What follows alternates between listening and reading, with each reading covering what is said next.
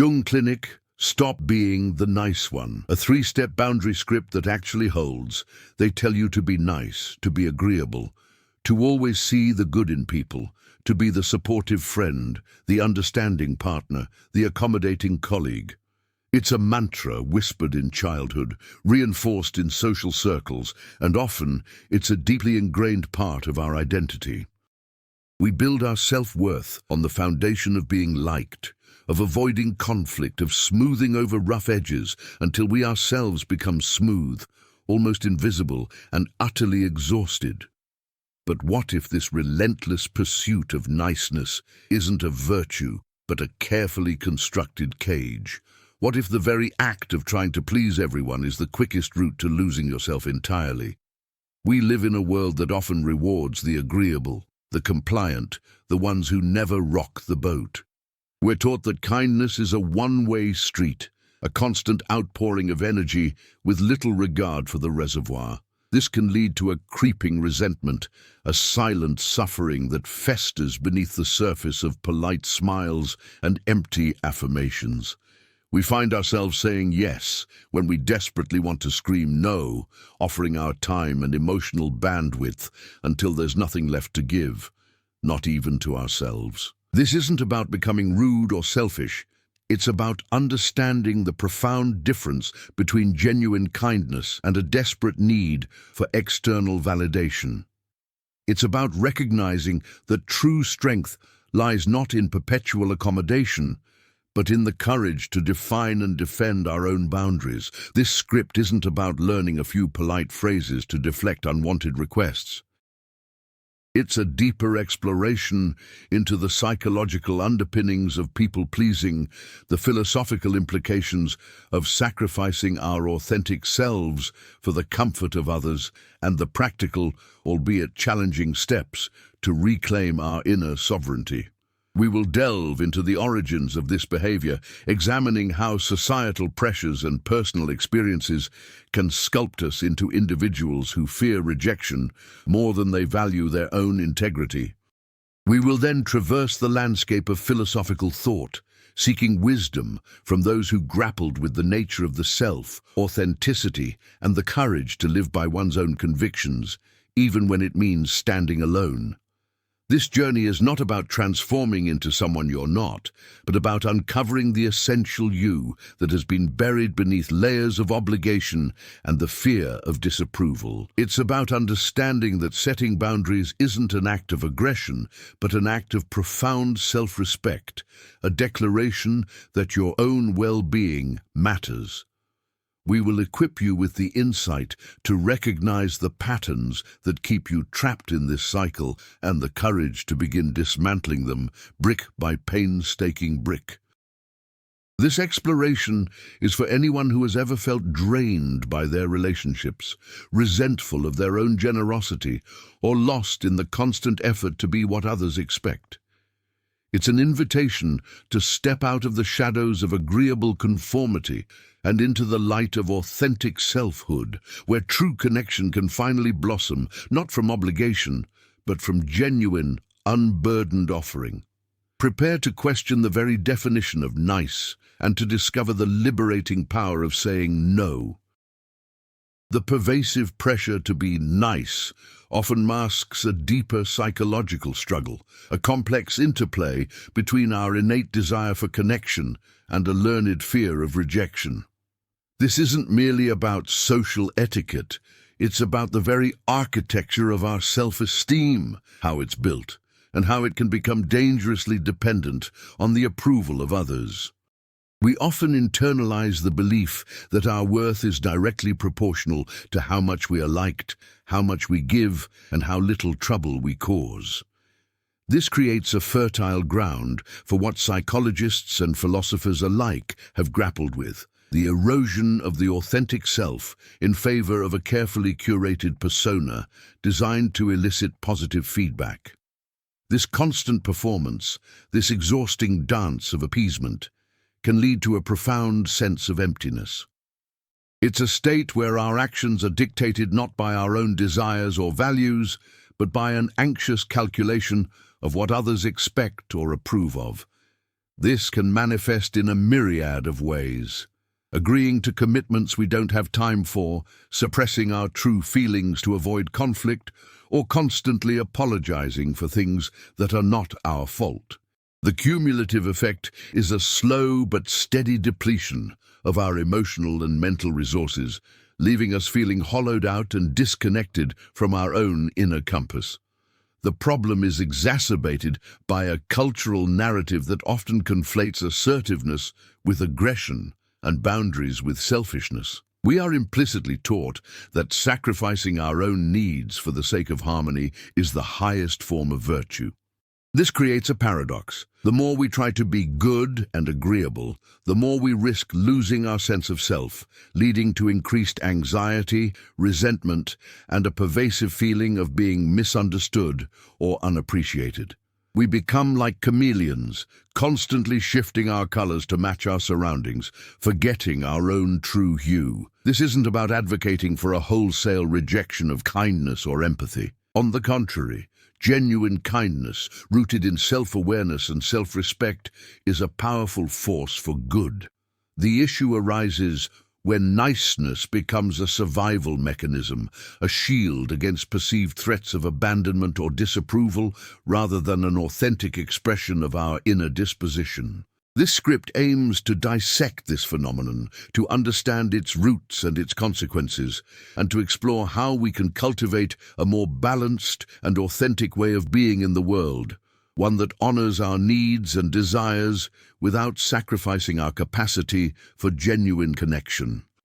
It's about understanding that setting boundaries isn't an act of pushing people away, but an act of inviting them to see and respect the true self, the self that is worthy of care and consideration, both from others and, most importantly, from ourselves. The quest to understand and transcend the self-imposed limitations of excessive agreeableness draws heavily from the rich tapestry of philosophical and psychological thought. Philosophers throughout history have wrestled with the tension between individual authenticity and social conformity, offering profound insights into the nature of the self and the courage required to live in accordance with one's own truth. Søren Kierkegaard, the Danish philosopher often considered the father of existentialism, spoke extensively about the leap of faith and the importance of subjective truth. For Kierkegaard, true existence is not found in conforming to societal norms or in passively accepting the pronouncements of the crowd, but in embracing one's own individual responsibility and making authentic choices. He warned against the crowd as a force that can dilute individual will and obscure personal accountability. His concept of despair is often rooted in a failure to become one's true self, a state of being lost in the anonymity and superficiality of collective existence. This resonates deeply with the experience of people-pleasers, who often find themselves lost in the expectations of others, their own desires and convictions muted by the cacophony of external demands. Similarly, Friedrich Nietzsche, with his provocative call to become who you are, challenged conventional morality and societal expectations. He advocated for the Übermensch, Overman, an individual who transcends the limitations of herd morality, creating their own values and living with a fierce affirmation of life. While Nietzsche's philosophy can be intense, his emphasis on self-overcoming and the creation of one's own meaning is a powerful antidote to the passive acceptance of external validation. The idea that we have the power to define our own essence, rather than letting it be defined by others, is central to breaking free from the cycle of people-pleasing. Carl Jung, the Swiss psychiatrist and founder of analytical psychology, provided a framework for understanding the unconscious forces that shape our behavior. His concept of the persona is particularly relevant here. The persona, Jung explained, is the mask we wear in public, the role we play to navigate social interactions. While a healthy persona is necessary for functioning in society, an over-reliance on it to the point where it obscures our true self, can lead to psychological distress. Jung's work on individuation, the process of becoming a whole, integrated self, emphasizes the importance of confronting our shadow aspects, integrating our repressed desires, and developing a conscious relationship with our unconscious. For the people-pleaser, the persona often becomes so dominant that the authentic self is neglected, leading to a disconnect between the outward appearance and the inner reality. William James, the pioneering American psychologist and philosopher, explored the stream of consciousness and the dynamic nature of the self. He recognized that our sense of self is not static, but is constantly being shaped by our experiences and our interactions. However, James also understood the importance of individual will and the capacity for self-direction. His pragmatism, which emphasizes the practical consequences of beliefs and actions, encourages us to examine whether our habits of agreeableness are truly serving our well-being or leading us astray. By drawing upon these profound thinkers, we can begin to see that the struggle for authenticity is not a new one, but a perennial human challenge. Their ideas offer not simple solutions, but a deeper understanding of the forces at play and the courage required to engage with them, to shed the masks that no longer serve us, and to embark on the vital journey of becoming who we truly are, free from the suffocating grip of perpetual external approval. This philosophical and psychological exploration into the complexities of people-pleasing and the need for authentic selfhood isn't an abstract academic exercise. It has profound and tangible implications for how we navigate our daily lives.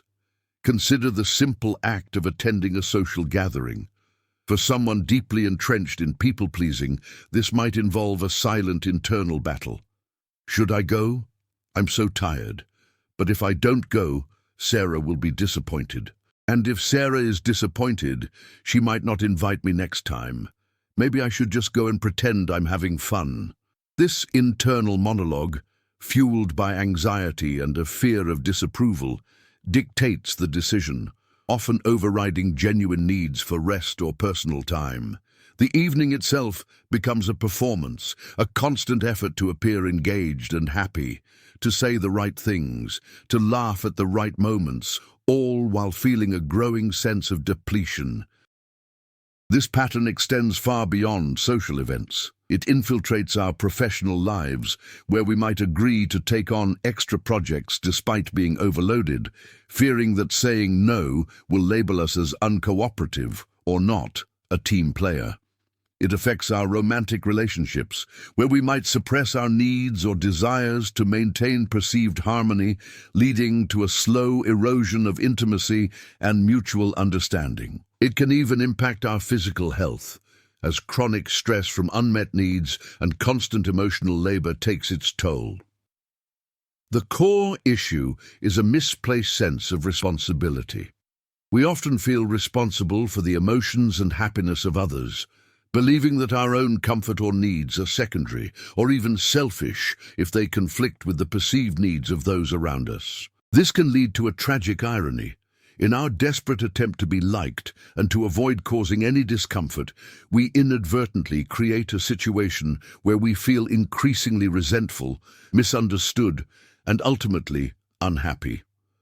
This unhappiness, if left unaddressed, can spill over into our interactions, paradoxically making us less pleasant to be around in the long run.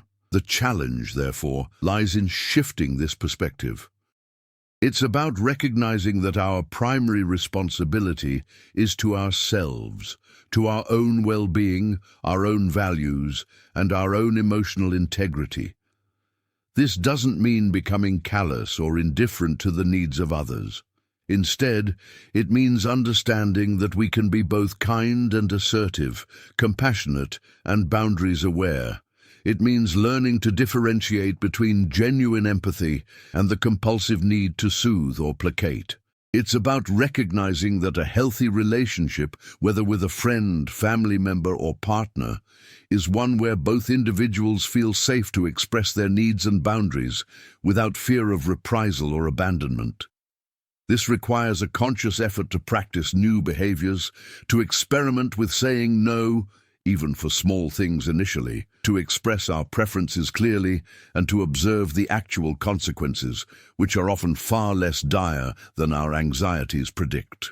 It's about understanding that setting boundaries is not an act of rejection, but an act of self-preservation, and ultimately an act that allows for more authentic and sustainable relationships. As we stand at this crossroads of understanding, where the weight of external expectations presses against the quiet whisper of our inner selves, it's time to turn our gaze inward. This is not about finding definitive answers, but about cultivating the art of asking ourselves the right questions, the questions that peel back the layers of learned behavior and reveal the core of who we are. Consider, for a moment, the last time you felt drained after an interaction or a commitment. What was the underlying emotion? Was it resentment, frustration, a sense of being taken advantage of, or simply exhaustion? Where did that feeling originate? Was it in the act itself, or in the internal narrative you constructed around it? When you agreed to something you later regretted, what was the fear that propelled you forward? Was it the fear of disappointing someone, of being seen as difficult, or of missing out on a perceived opportunity for connection? What would have happened, truly, if you had expressed your hesitation or said no? What are the stories you tell yourself about your own worth, and how are those stories tied to the approval or acknowledgement of others? Do you believe that your value diminishes when you express your needs or set a limit? Reflect on the people in your life who seem most comfortable and authentic. How do they navigate their relationships? Do they always agree, or do they express their opinions and boundaries with grace and firmness? What can you learn from their example, not by imitation, but by understanding the principles behind their approach? Think about your yeses. But are they enthusiastic affirmations of your desires and commitments, or are they reluctant concessions born out of obligation or fear? If you were to subtract all the yeses that were spoken out of a need to please, what would be left? What would your life look like if those moments were filled with intentional no's, or with authentic yeses that truly align with your spirit? This process of inner reflection is not about judgment, it's about compassionate observation. It's about gently uncovering the patterns that have shaped your behavior and recognizing the power you hold to consciously choose a different path. It's about acknowledging the courage it takes to deviate from the well-trodden path of conformity and to step onto the less traveled road of authenticity. This is where true liberation begins. Not in changing the world around you, but in transforming your inner landscape, in building a stronger, more resilient sense of self that is not dependent on the fleeting approval of others. It's in this quiet space of self-inquiry that the seeds of profound change are sown, leading to a life lived with greater integrity, purpose, and genuine connection. The journey from a state of perpetual agreeableness to one of authentic selfhood is not a destination, but a continuous unfolding, a practice of courage and self-awareness.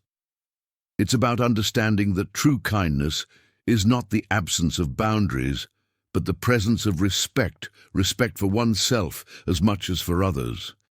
When we learn to honor our own needs, to articulate our limits with clarity and compassion, we are not building walls, we are creating space for genuine connection to flourish.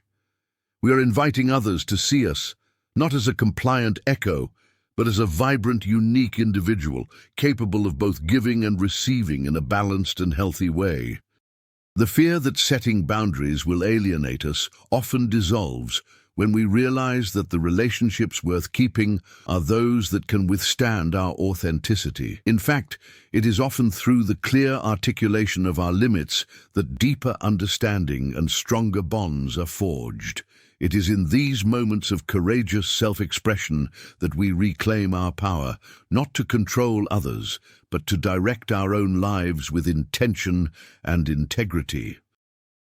This is the essence of becoming who you are, a constant dynamic process of self-discovery and self-creation, guided by an inner compass rather than the fluctuating winds of external validation. So as you move forward, remember this: your comfort, your needs, and your well-being are not optional extras. They are fundamental components of a life lived with purpose and joy. The world doesn't need another echo. It needs your unique voice, spoken with authenticity and courage. If this reflection has resonated with you, if it has sparked a desire to explore this path further, then I invite you to join me. Subscribe to this channel and continue this journey of inquiry with me as we together seek to understand the profound questions that shape our lives. The concept of niceness as a societal expectation often operates on a subtle form of social currency, where acts of compliance and deference are implicitly traded for acceptance and belonging. This dynamic can be understood through the lens of evolutionary psychology, suggesting that our deeply ingrained desire for group cohesion, for being part of the tribe, is a powerful motivator. Historically, ostracism or expulsion from a group could be a death sentence, so adapting to the group's norms, even at personal cost, became a survival strategy. This ancestral programming, however, can become maladaptive in modern complex societies where social rejection, while painful, rarely carries the same existential threat. We can find ourselves over-investing in maintaining superficial harmony, sacrificing opportunities for genuine growth or self-expression to avoid the phantom dangers of social disapproval. Furthermore, this pressure to be agreeable can manifest in a phenomenon known as emotional labor, the management of one's feelings and expressions to fulfill the emotional requirements of a role or social situation. For individuals who consistently prioritize others' comfort over their own, this labor becomes an invisible yet immense burden. It's the constant effort to suppress irritation when a colleague is being unreasonable, to feign enthusiasm for a friend's tedious story, or to absorb the anger of a loved one without asserting one's own feelings. This sustained performance drains mental and emotional reserves, often leading to burnout and a profound sense of detachment from one's own inner emotional landscape. Consequently, this relentless outward focus can stunt personal development. When our primary energy is directed towards anticipating and meeting the needs of others, there is precious little left for introspection, for pursuing personal passions, or for developing unique talents. We become so adept at fitting into predefined molds that we lose touch with the shape of our own authentic selves. Conversely, a healthy assertion of boundaries doesn't necessarily lead to social isolation. Rather, it often clarifies relationships, revealing who is willing to engage with us on a more genuine, reciprocal level. It's akin to pruning a plant. While it might seem like a loss initially, it encourages stronger, more robust growth. Building on this, consider the insidious way that niceness can become a tool for manipulation, both by others and by ourselves. When we consistently offer unconditional positive regard and readily accommodate requests, we inadvertently signal to others that our boundaries are porous or perhaps non-existent. This can attract individuals who are less attuned to the needs of others and more inclined to exploit such generosity. They might not be overtly malicious, but their lack of awareness, combined with our lack of assertive communication, creates an imbalance of power. For instance, a friend who consistently cancels plans at the last minute, knowing you'll always reschedule without complaint, is subtly reinforcing a dynamic where their convenience trumps your time and effort. Another crucial layer is how we internalize this pressure, leading to a form of self-betrayal. We might find ourselves making promises we cannot keep, agreeing to commitments that stretch us too thin, and then experiencing a gnawing guilt or self-recrimination for our inability to fulfill these self-imposed obligations. This internal conflict arises because our actions are no longer aligned with our true capacity or desires. We become our own harshest critic, berating ourselves for not being able to do it all, or for not being nice enough to meet every demand. This self-inflicted pressure is a significant contributor to anxiety and a diminished sense of self-efficacy. Consequently, the very act of trying to be perceived as nice can paradoxically lead to feelings of inadequacy and failure, creating a vicious cycle where more effort is expended in an attempt to prove one's worth, only to deepen the sense of falling short. This is particularly evident in situations where individuals feel compelled to take on emotional burdens that are not theirs to carry, acting as the confidant or mediator for everyone else's problems, while neglecting their own emotional processing. This can lead to a phenomenon known as compassion fatigue, where the constant exposure to others' distress without adequate self-care or emotional boundaries results in emotional exhaustion and a blunted capacity for empathy. Another critical aspect to explore is the impact of this ingrained niceness on our capacity for decisive action and leadership. When individuals are conditioned to prioritize consensus and avoid conflict at all costs, they may struggle with making tough decisions that inevitably displease some parties. This can paralyze progress in both personal and professional spheres. Imagine a team leader who, in an effort to maintain harmony, avoids confronting an underperforming team member, thereby jeopardizing project deadlines and demotivating high achievers who feel their efforts are not being recognized. In contrast, the leader's desire to be seen as nice or fair by everyone prevents them from taking the necessary, albeit potentially unpopular, action that would ultimately benefit the entire team and the project's success. Furthermore, this hesitancy can manifest in our personal lives as well. Consider navigating a significant life decision, such as a career change or a relocation, where family opinions might diverge. An individual overly committed to niceness might find themselves swayed by the most vocal or anxious family member, rather than by their own well-researched plans or deeply felt aspirations. This leads to a life lived according to the expectations of others, rather than according to one's own authentic desires and goals. Consequently, the long-term consequence of this perpetual accommodation is often a pervasive sense of regret and a feeling of having lived a life that was not truly one's own. The missed opportunities, the suppressed dreams, the unexpressed opinions, these accumulate over time, creating a quiet ache of what if.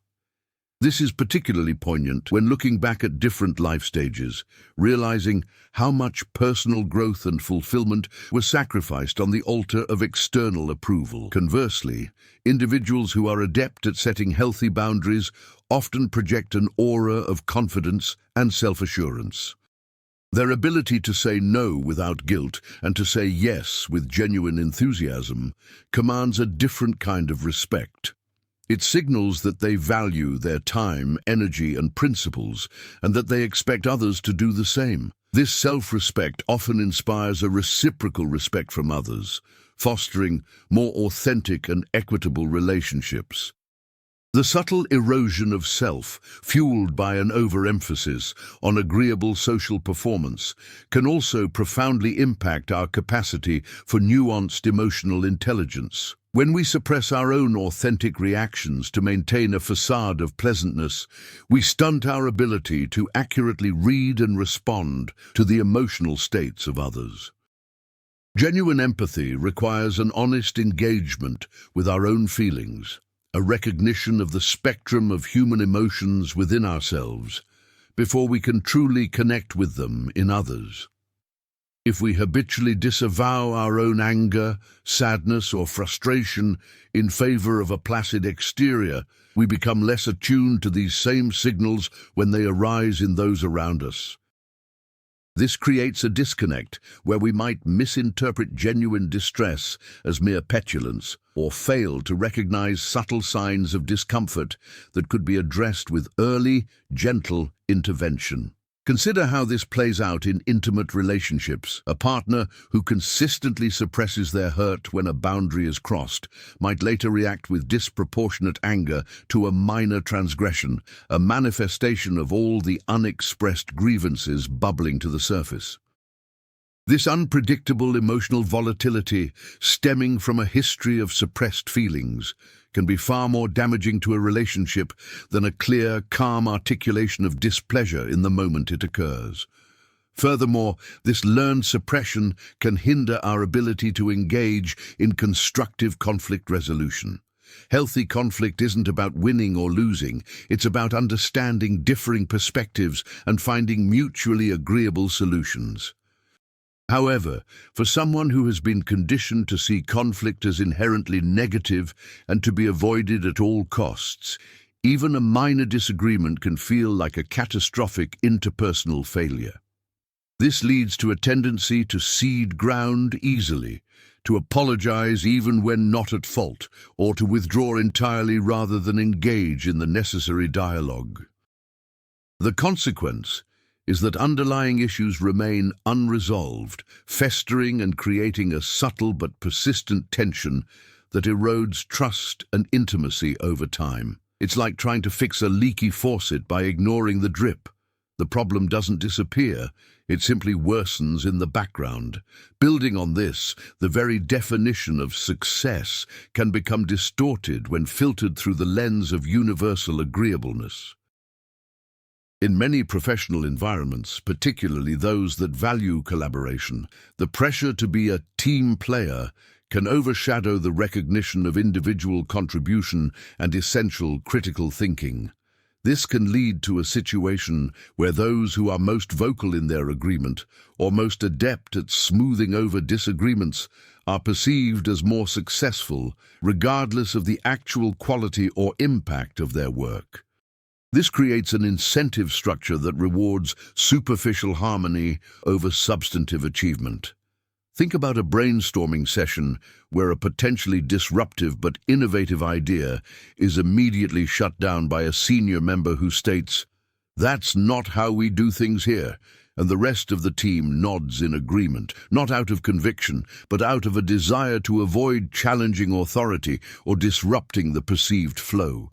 The individual with the novel idea, if they are accustomed to being agreeable, might internalize this rejection as a personal failing, a sign that their thoughts are unwelcome or not valuable, further reinforcing their tendency to self-censor. Conversely, individuals who are comfortable challenging the status quo, who can articulate dissenting opinions respectfully but firmly, often drive innovation and progress.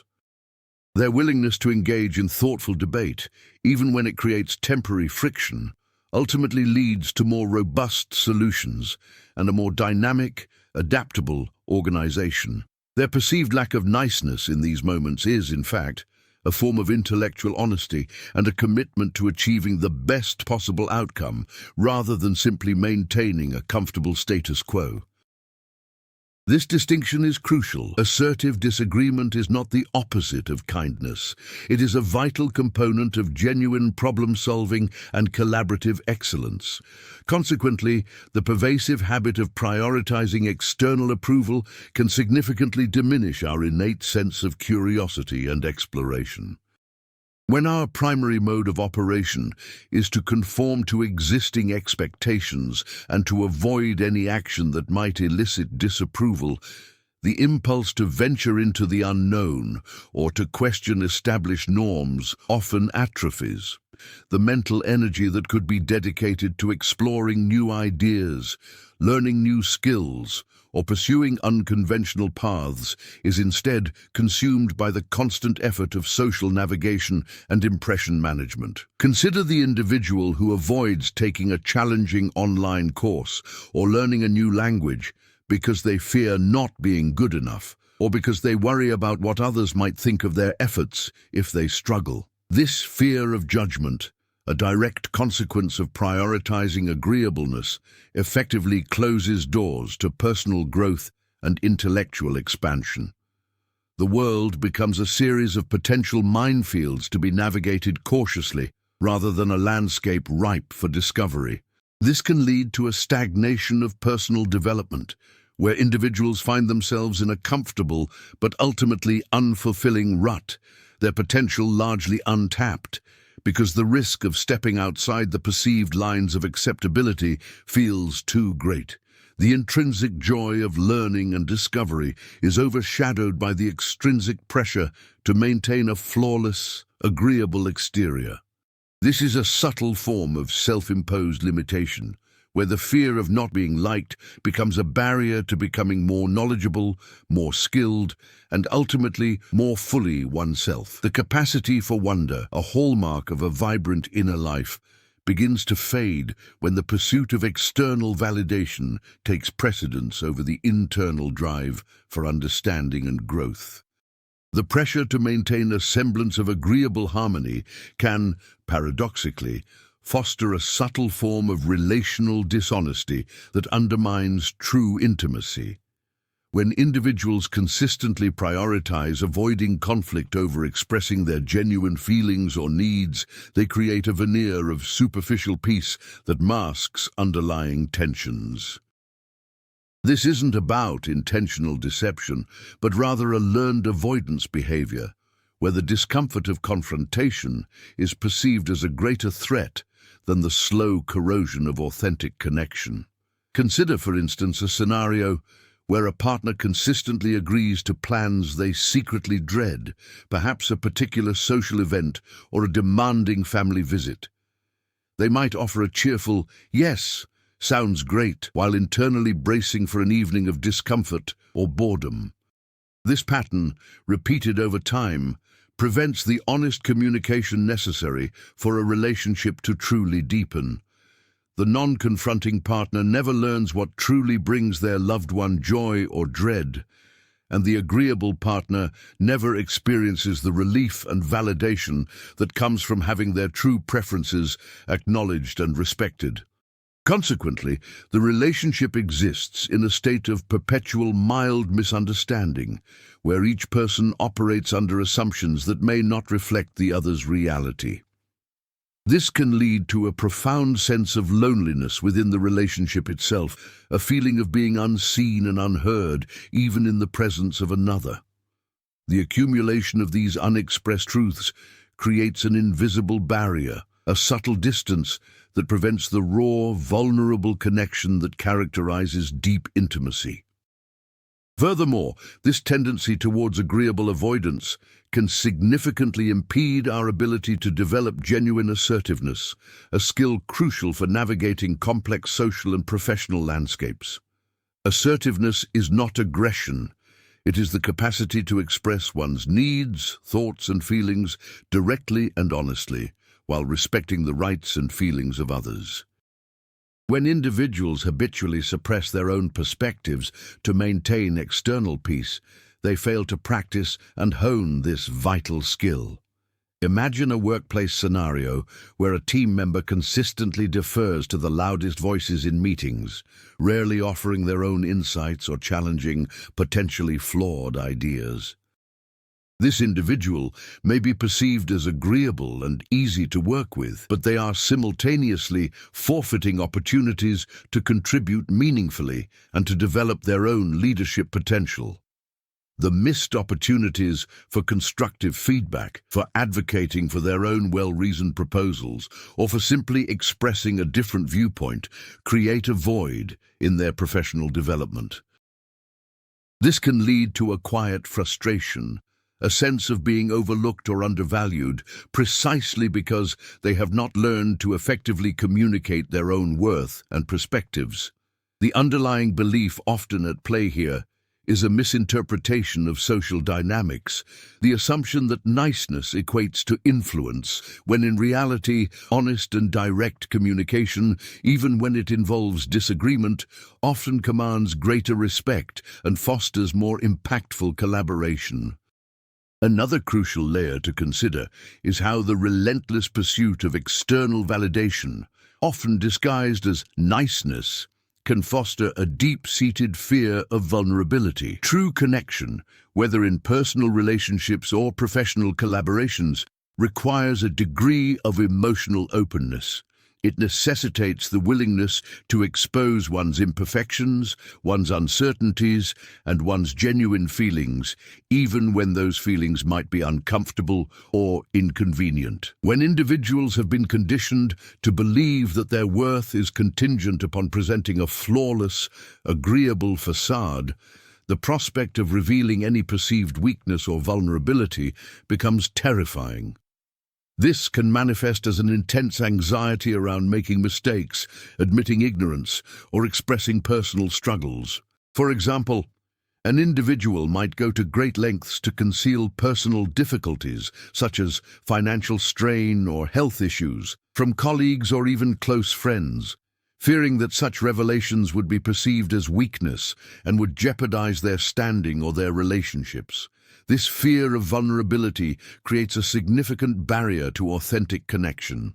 It prevents others from offering genuine support, as they are often unaware of the true needs or struggles of the person presenting a perpetually agreeable front. Consequently, the individual seeking acceptance through agreeableness often finds themselves feeling isolated, carrying their burdens in silence and missing out on the profound solace and strength that can be found in shared vulnerability. This creates a paradoxical situation. In their effort to be liked and accepted, they inadvertently push others away by preventing the very intimacy that comes from shared human experience. The long-term consequences of this pattern extend to our capacity for genuine self-compassion. When our sense of worth is externally derived, constantly seeking affirmation from others, we struggle to cultivate an internal wellspring of self-acceptance. The internal critic, honed by years of anticipating external judgment, often becomes far harsher than any external critic could ever be.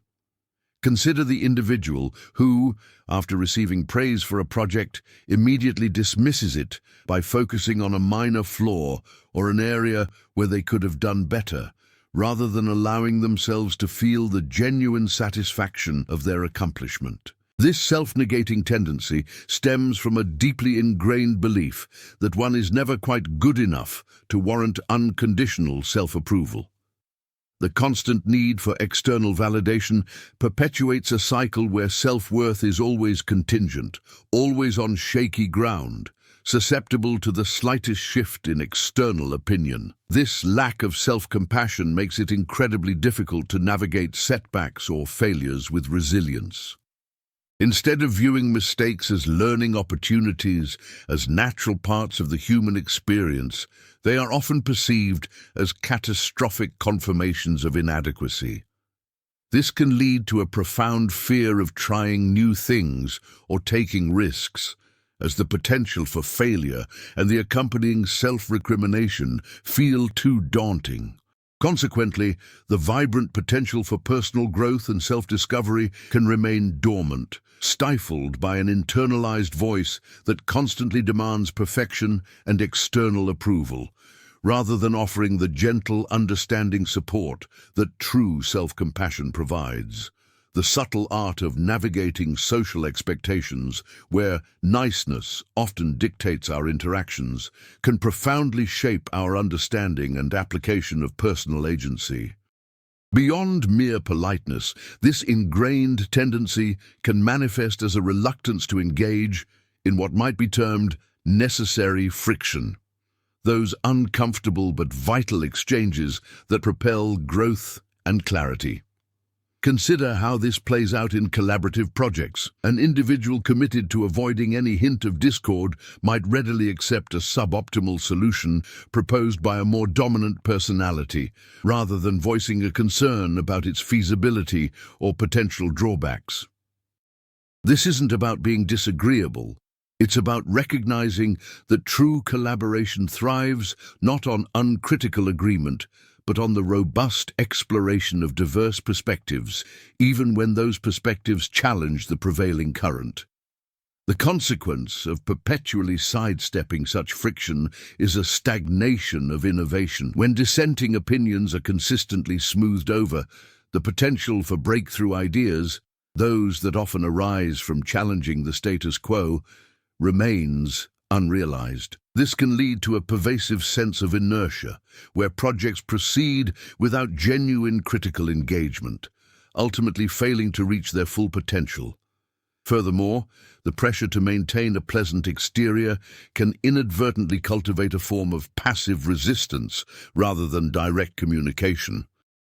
Instead of articulating a need or a boundary clearly, an individual might resort to subtle hints, indirect suggestions, or even a withdrawal of enthusiasm, hoping that others will intuit their unspoken dissatisfaction. Now, consider how this applies when you face a situation where a colleague consistently misses deadlines, impacting your own workflow. Instead of directly addressing the issue with them, perhaps by saying, "I'm finding it challenging to complete my part of the project when I don't receive your input by our agreed-upon time," one might instead become visibly more stressed, sigh loudly when their name is mentioned, or subtly exclude them from non-essential communications. This indirect approach, born from a fear of causing displeasure, rarely leads to resolution. It often breeds confusion and resentment on both sides, as the underlying issue remains unaddressed, and the passive-aggressive behaviors can be misinterpreted or simply ignored. This pattern not only hinders problem-solving, but also erodes trust, as it suggests an unwillingness to engage in open, honest dialogue, even when it's necessary for mutual understanding and progress. Building on this, the tendency to prioritize agreeable social performance can significantly impact our ability to foster genuine mentorship or to seek effective guidance. When seeking advice, an individual deeply ingrained in people-pleasing might present their situation in a way that elicits the most positive or reassuring response, rather than a candid assessment. They might inadvertently filter their experiences, omitting details that could lead to criticism or uncomfortable truths, thereby receiving advice that is based on an incomplete or idealized picture. Consequently, the guidance received might be well-intentioned, but ultimately misaligned with the actual complexities of the situation. Conversely, when acting as a mentor, the same individual might shy away from offering constructive criticism, fearing that it could be perceived as harsh or unsupportive. They might offer vague encouragement rather than specific, actionable feedback, thereby limiting the mentee's potential for growth.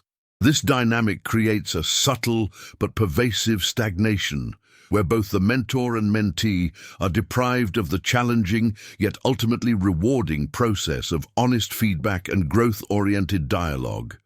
The pursuit of being liked as a mentor can inadvertently lead to being ineffective.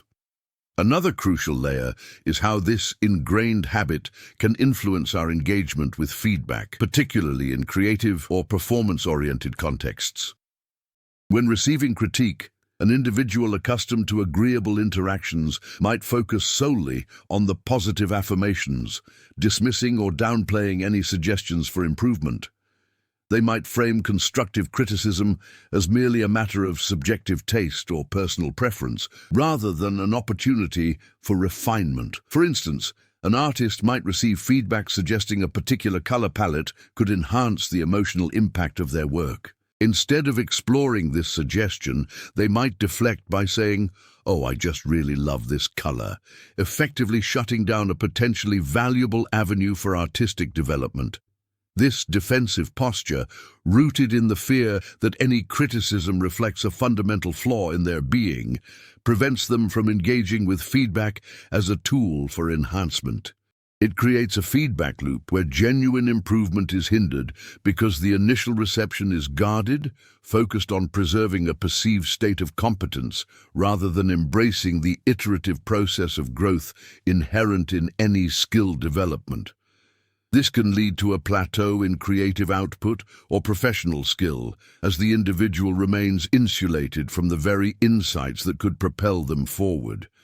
The subtle calculus of appeasement often leads individuals to develop a sophisticated, albeit unconscious, skill in emotional deflection, a technique that allows them to sidestep direct confrontation by subtly shifting the focus away from their own discomfort or reluctance. This isn't about outright lying, but about a masterful redirection of conversational energy. Consider how this might play out when asked to take on an unwelcome task. Instead of a direct no, the individual might respond with an exaggerated sigh, followed by a comment about their already overwhelming workload, implicitly suggesting their inability without explicitly stating it. This maneuver, while avoiding immediate conflict, leaves the asker in a state of ambiguity, often prompting them to either press the issue further or, more commonly, to back down and find an alternative solution, thereby reinforcing the deflector's passive-aggressive strategy. This deflection, while seemingly benign, prevents the crucial development of direct communication skills, leaving the individual ill-equipped for situations demanding clear, unambiguous boundaries. Furthermore, this pattern of emotional deflection can significantly impair the ability to engage in meaningful self-reflection. When the primary mode of interaction involves skillfully avoiding personal discomfort or direct expression, the internal landscape becomes a territory rarely explored with honesty. Imagine someone consistently deflecting questions about their career aspirations with jokes or by changing the subject. While this might maintain a light-hearted social atmosphere, it bypasses a deeper inquiry into their true desires, fears, and motivations. This constant external focus, this outward projection of agreeable neutrality, can create a profound disconnect from one's own inner world. The habit of redirecting conversational energy outward leaves little room for introspection, for the quiet contemplation needed to understand one's own evolving needs and aspirations.